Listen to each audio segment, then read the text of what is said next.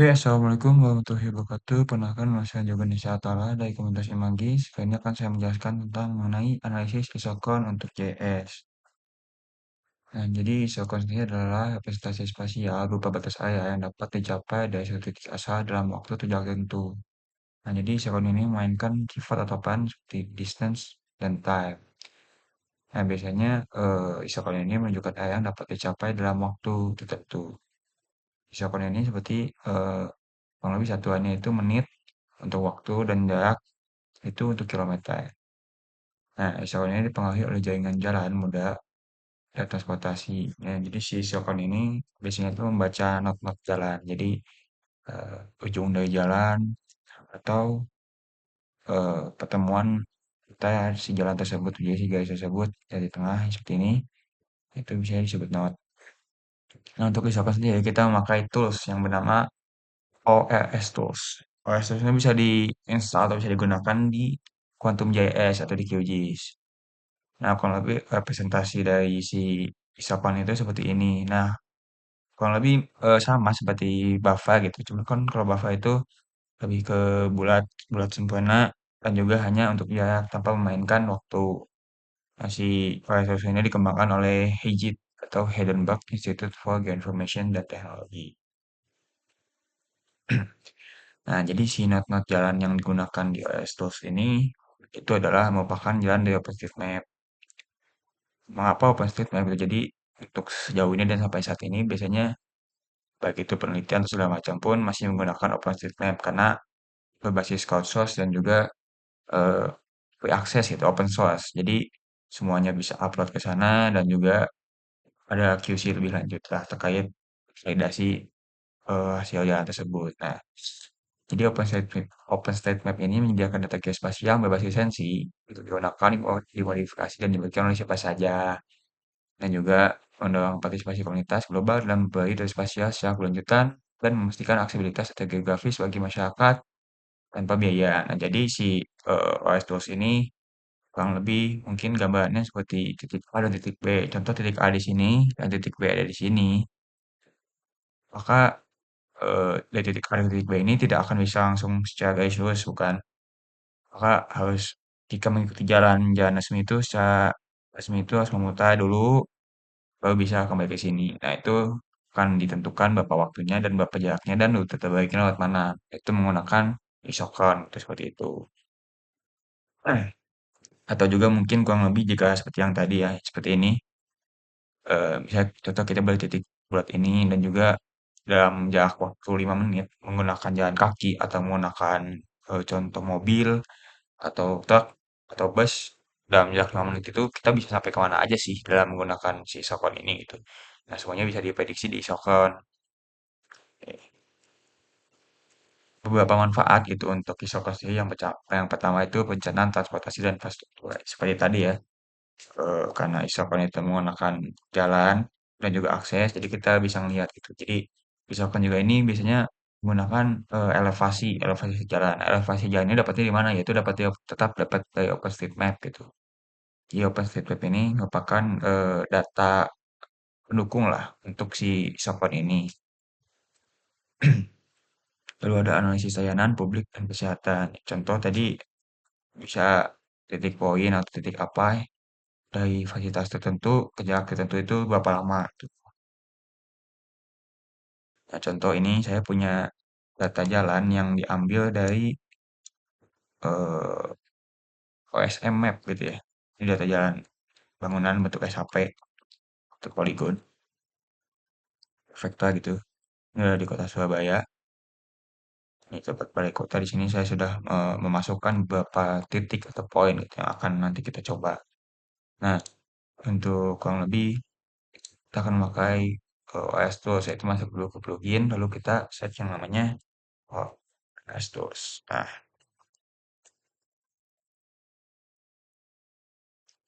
ini bisa dilihat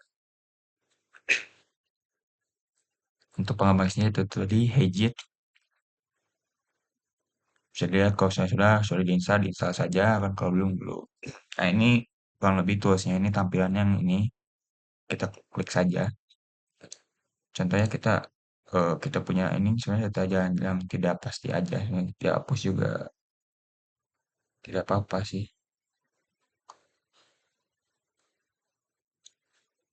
Contoh seperti ini ya, kita pakai data jalan, kita bisa lihat, mungkin kita pakai yang tadi balai kota ini. Contoh, kita bisa menggunakan eh,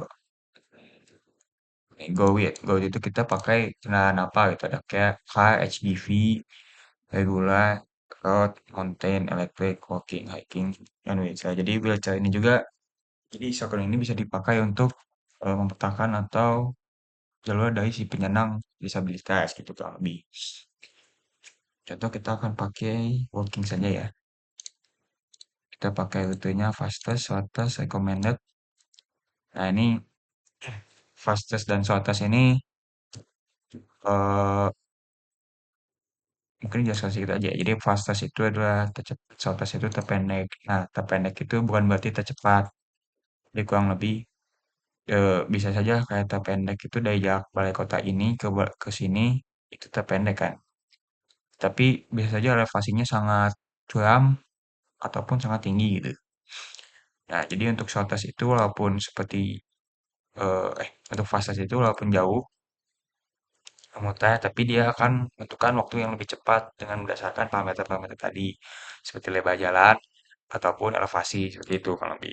Nah, atau kita pakai foot walking, kasih titik kita di mana di balai kota. Contoh, kalau sudah klik kanan, lalu add point lagi, kita contoh ini dari balai kota ingin melakukan ke Museum Pendidikan yang ada di Kota Surabaya. Kita klik, kita oke, kita apply, close. Nah, ini bisa dilihat ya, ini jalan eh, yang bisa ditempuh dari balai kota ke museum tadi.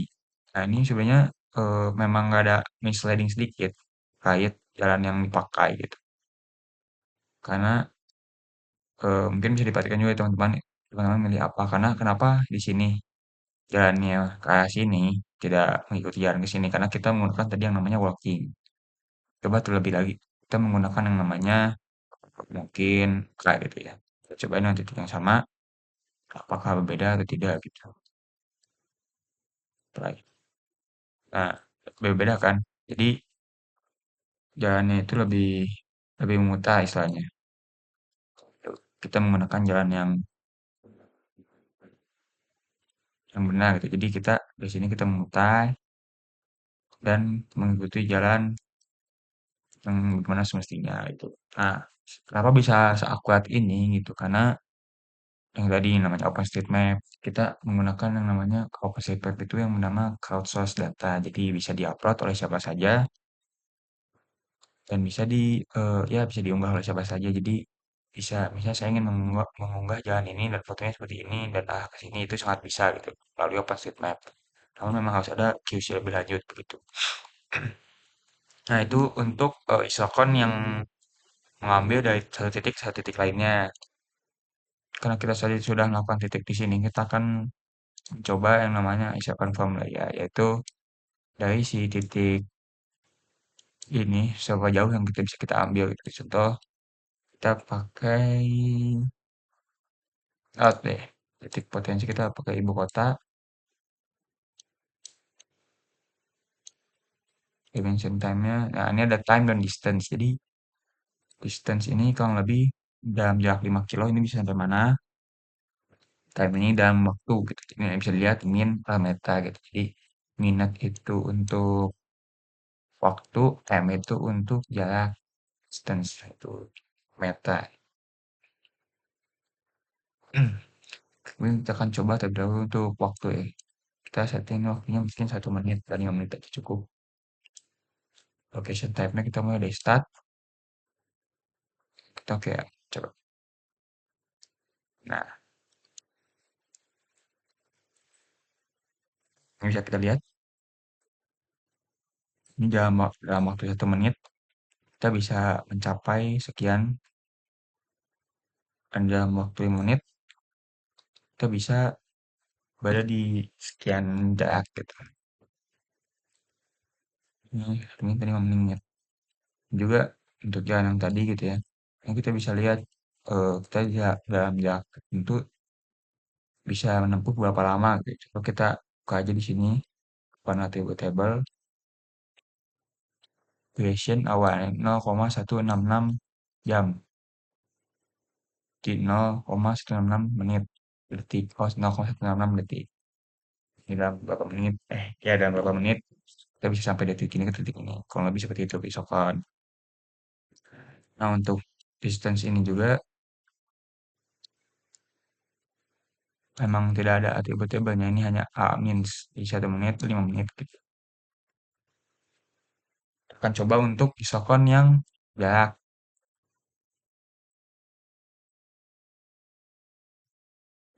Kita lakukan distance 1 kilo sampai 5 kilo aja.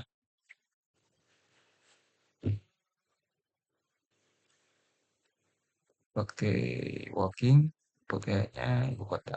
Kan.